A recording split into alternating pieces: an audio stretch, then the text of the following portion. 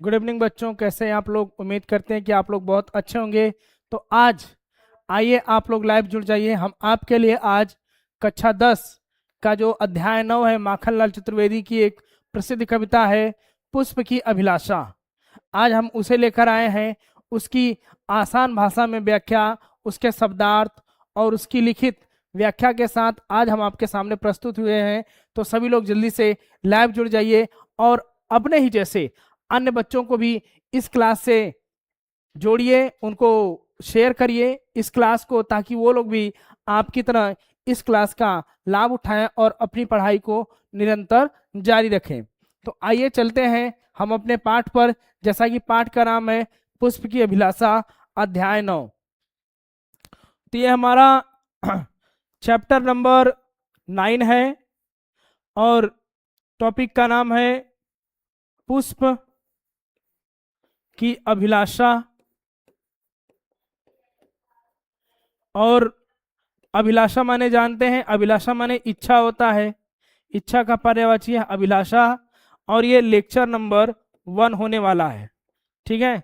तो अभिलाषा के और भी अर्थ होते हैं, जैसे इच्छा हो गया, उसके बाद मनोरथ हो गया, उसके बाद कामना हो गया, ठीक। तो ये अभिलाषा के पर्यायवाची हैं, उसके पर्याय हैं। आगे चलते हैं हम अपने टॉपिक पर। तो जैसा कि हमेशा की तरह हम आपके लिए अध्याय शुरू करने से पहले उसके जो लेखक या कवि होते हैं उनका एक संक्षिप्त जीवन परिचय आपको बताते हैं, उनसे अवगत कराते हैं। तो यहाँ पर माखनलाल चतुर्वेदी जो एक भारतीय आत्मा, क्वेश्चन पूछता है कि एक भारतीय आत्मा के नाम से कौन प्रसिद्ध है, तो माखनलाल चतुर्वेदी। तो उनकी लेखन विधा काव्य और गद्य दोनों में है। 1889 में इनका जन्म होता है बाबई होशंगाबाद मध्य प्रदेश में। पिता का नाम नंदलाल चतुर्वेदी। संपादन इन्होंने प्रभा, प्रताप, कर्मवीर जैसी पत्रिकाओं का किया है। शिक्षा प्राथमिक शिक्षा के पश्चात यानी बाद घर पर ही अंग्रेजी, संस्कृत, बांग्ला, गुजराती भाषा का इन्होंने अध्ययन किया। इनकी रचनाओं की बात करें तो रामनवमी, समर्पण, माता, युग चरण, साहित्य देवता, हिम तरंगिणी, वेणुलो गूंजे धरा, कृष्ण अर्जुन युद्ध, समय के पांव इत्यादि हैं। भाषा सरल और प्रवाहपूर्ण खड़ी बोली रखते हैं। गद्य के क्षेत्र में और पद्य के क्षेत्र में दोनों जगहों पर ये खड़ी बोली का उपयोग करते हैं। मुक्तक शैली ओजपूर्ण इस कविता में आपको मिलेगा और भावात्मक शैली का उपयोग करते हैं। 1968 ईस्वी में इनकी मृत्यु होती है। तो ये रहा इनका संक्षिप्त जीवन परिचय। अभी हम क्लास स्टार्ट करने वाले हैं, तो आप लोग बहुत जल्दी से लाइव हमारे साथ जुड़ जाइए, ताकि सभी लोग बहुत ही अच्छे तरह से इस पाठ को पढ़ सकें और समझ सकें। तो पाठ का नाम है पुष्प की अभिलाषा। एक छोटी सी लेकिन बहुत ही महत्वपूर्ण, मनमोहक, मनोहर और शिक्षाप्रद और ओजपूर्ण, वीर रस से परिपूर्ण ये कविता है। चलते हैं इस कविता पर। क्या कहता है कवि? कहता है, कवि अपनी इच्छाओं को एक फूल के माध्यम से बताने की जिज्ञासा रखता है। एक फूल को माध्यम बनाकर वो अपने भावों को लोगों के सामने प्रस्तुत करता है।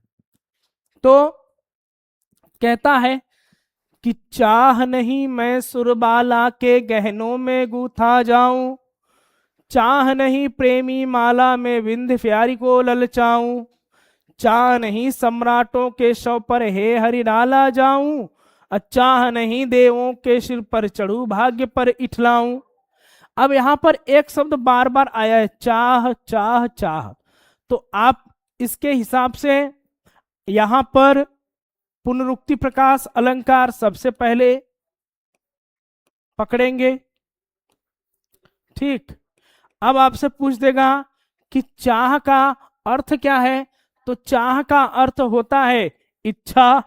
अभी जो हमने आपको पर्यायवाची बताया उसी को यहां पर हम फिर से बता रहे हैं, चाह माने इच्छा, ठीक है। तो इसी तरह अब कविता में देखते हैं कि चाह नहीं सुरबाला, सुरबाला यानी अप्सरा, स्वर्गलोक की जो स्त्रियां हैं जिनको अप्सरा या देवांगना कहते हैं, उनको गहनों में गूथा जाऊं। कवि कहता है एक पुष्प के माध्यम से कि मैं वह पुष्प नहीं हूं जिसकी यह इच्छा है कि किसी देवांगना, किसी अप्सरा की माला में पिरोकर मैं उसके गले का हार बनूं। मेरी ये इच्छा नहीं है। चाह नहीं प्रेमी माला में बिंध प्यारी को ललचाऊं, और मेरी यह भी इच्छा नहीं है कि मैं एक माला बनकर, मैं एक पुष्प बनकर एक प्रेमिका के सिर में गुथा जाऊं और प्रेमी को ललचाऊं, अपनी तरफ आकर्षित करूं। चाह नहीं सम्राटों के शव पर हे हरि डाला जाऊं, मेरी यह भी इच्छा नहीं कि मैं मरे हुए सम्राटों की लाशों पर, उनके शव पर, उनकी कब्रों पर डाला जाऊं, फेंका जाऊं, छिड़का जाऊं। और चाह नहीं देवों के सिर पर चढ़ू, भाग्य पर इठलाऊं, और मेरी यह भी इच्छा नहीं है कि मैं वन से टूटने के बाद, उपवन से टूटने के बाद देवताओं के सिर पर चढ़ूं, उनके गले का हार बनूं, उनके शरीर पर सजाऊं, सवारू जाऊं, मेरी यह भी इच्छा नहीं है। तो यहां पर इन चार पंक्तियों में जो पुष्प है वो अपनी इच्छाओं को बताता है कि मेरी क्या क्या इच्छा नहीं है। तो पहली इच्छा वो बताता है कि मेरी यह इच्छा नहीं है कि मैं देवियों के, देवताओं की स्त्रियों के गले में गहना बनकर गूथा जाऊं, पहना जाऊं। चाह नहीं मेरी कि मैं किसी प्रेमिका के बाल में पढ़कर प्रेमी को ललचाऊं, अपनी तरफ आकर्षित करूं। मेरी यह भी इच्छा नहीं कि मैं मरे हुए राजाओं, महाराजाओं, सम्राटों के शव पर, कब्रों पर डाला जाऊं, और मेरी यह भी इच्छा नहीं कि मैं देवताओं के सिर पर चढ़कर अपने भाग्य पर गर्व करूं, घमंड करूं कि मैं तो बहुत महान हो गया, मुझे बहुत ऊंची पदवी मिल गई। मेरी यह कोई भी इच्छा नहीं है। तो यहां पर आपने अगर रस की बात करेंगे तो श्रृंगार रस के साथ, यहां पर तो श्रृंगार रस की पुष्टि हुई है, ठीक है। और भाषा में आप जानते हैं खड़ी बोली, प्रसाद आपका गुड़ में ओज रखेंगे और प्रसाद भी रखेंगे। अब ये ऊपर वाली लाइन की बात है। अब नीचे वाली लाइन में जैसे ही हम आएंगे तो यहां पर कुछ चीजें बदल जाएंगी। तो यहां पे क्या कहते हैं कि मुझे तोड़ लेना बनमाली, उस पथ में देना तुम फेंक, मातृभूमि पर शीश चढ़ाने जिस पथ जावे वीर अनेक। आगे अपनी इच्छाओं का दमन करते हुए, वास्तविक इच्छा को पुष्प प्रकट करते हुए कहता है कि मुझे तोड़ लेना बनमाली, हे वन के माली, हे वन के मालिक, हे उपवन के मालिक, मुझे तुम मेरे वृक्ष से तोड़ लेना, उस पथ पर देना तुम फेंक, और मुझे उस रास्ते पर ले जाकर फेंक देना, मातृभूमि पर शीश चढ़ाने, जिस रास्ते पर मातृभूमि को आजाद कराने के लिए राष्ट्रभक्त वीर जाते हों, जिस पथ जावे वीर अनेक, उस रास्ते पर ले जाकर मुझे चढ़ा देना, न्यौछावर कर देना, जिस रास्ते पर राष्ट्रभक्त वीर अपनी मातृभूमि को आजाद कराने के लिए चले जाते हैं। अर्थात मैं उनके पैरों की धूल बनना पसंद करूंगा, मैं उनके पैरों पर गिरना पसंद करूंगा, लेकिन मैं किसी और भी जगह पर जाना नहीं पसंद करूंगा। मेरी इच्छा है कि मैं वीरों के पैरों तले कुचला जाऊं, उनकी रज का हिस्सा बनूं, उनके पैरों की धूल बनूं, लेकिन मैं कभी किसी के उपकरण के काम न आऊं। तो यहां पर अगर बात करेंगे तो वीर रस की प्रधानता है, और वीर रस आने के लिए यहां पर गुण में ओज आ जाता है। यहां पर आपके लिए प्रसाद था, माधुर्य भी था, लेकिन यहां पर ओज आ जाएगा क्योंकि वीर रस आ गया। ऊपर श्रृंगार के साथ प्रसाद गुण आया और नीचे वीर के साथ ओज गुण आया। तो ये छोटी सी कविता का अर्थ था। और भाषा में आप जानते हैं कि ये खड़ी बोली का उपयोग करते हैं, और मुक्तक शैली है सरल सरस,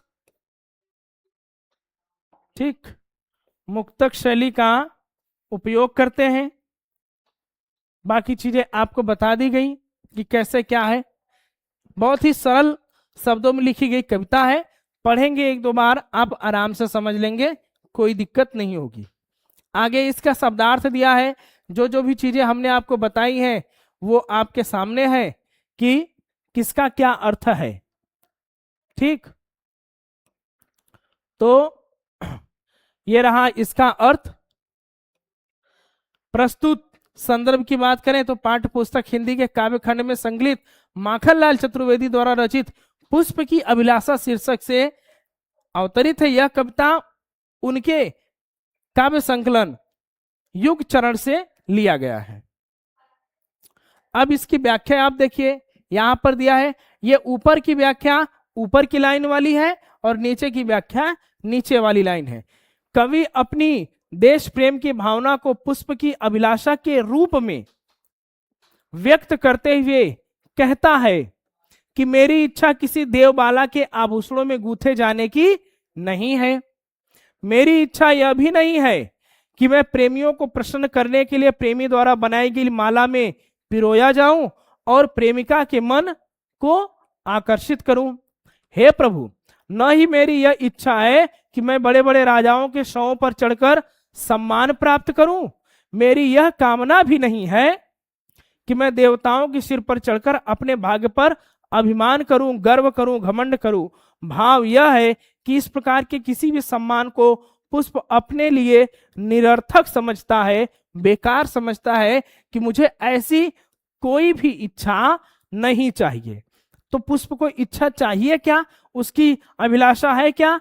अब पुष्प की वास्तविक अभिलाषा समझिए। पुष्प उपवन के माली से प्रार्थना करता है कि हे माली, तुम मुझे तोड़कर उस मार्ग में डाल देना जिस मार्ग से होकर अनेक राष्ट्रभक्त वीर मातृभूमि पर अपने प्राणों का बलिदान करने के लिए जा रहे हों। उस रास्ते पर फेंक देना। फूल उन वीरों की चरण रज का स्पर्श पाकर भी अपने को धन्य मानेगा, क्योंकि उनके चरणों पर चढ़ना ही देश के बलिदान वीरों के लिए उसकी सच्ची श्रद्धांजलि है। वह भी अपनी मातृभूमि पर उन वीरों की भांति न्यौछावर होना चाहता है। तो ये उसकी इच्छा नहीं थी ऊपर वाली, लेकिन नीचे की उसकी इच्छा है। तो उसकी इच्छाएं इस तरह पूर्ण होती हैं। ये वास्तविक इच्छा कवि की है जो पुष्प के माध्यम से प्रदर्शित हो रही है। काव्यगत सौंदर्य की बात करें तो कवि ने फूल के माध्यम से अपने देश प्रेम की भावना को व्यक्त किया है। कवि किसी राजनेता की भांति सम्मान प्राप्ति की अपेक्षा देश की रक्षा के लिए निस्वार्थ प्राण उत्सर्ग करने में गौरव मानता है, न कि किसी राजनेता का सम्मान करने में। भाषा सरस, खड़ी बोली, शैली प्रतीकात्मक, आत्मपरक, भावनात्मक, वीर रस है और ओज गुण है। शब्द शक्ति, अभिधा एवं लक्षणा, अलंकार पद में सर्वत्र अनुप्रास और पुनरुक्ति प्रकाश अलंकार है। तुकांत और अतुकांत शैलियों का उपयोग किया गया है, क्योंकि जो आखिरी शब्द हैं वो मिल नहीं रहे हैं, उसी को कहते हैं अतुकांत मुक्तक छंद। तो ये था आपका पुष्प की अभिलाषा, और ये पाठ आज आपका पूरा होता है। आशा करते हैं कि आपको ये पाठ समझ में आया होगा। इसके शब्दार्थ, इसके व्याख्या और हमारे द्वारा बताई गई बातें आपको अच्छी से समझ में आई होंगी। कमेंट में हमें जरूर लिखिएगा कि आपको ये क्लास कैसी लगी। तो अब हम आज की क्लास का इसी पर समापन करते हैं, और दूसरी इसका जो दूसरा शीर्षक है जवानी, वो हम आपको अगले दिन कराने वाले हैं। तो अपने ही जैसे अन्य बच्चों को भी इसमें जोड़िए और एराइज रैंकर्स नाम के इस YouTube चैनल को लाइक करिए, शेयर करिए, सब्सक्राइब करिए, ताकि आप लोगों की तरह जो अन्य बच्चे छूटे हुए हैं वे लोग भी इन विषयों का आनंद लें और अपनी पढ़ाई को निरंतर रखें। इन्हीं सब बातों के साथ आज हम आपसे विदा लेते हैं। धन्यवाद। जय हिंद।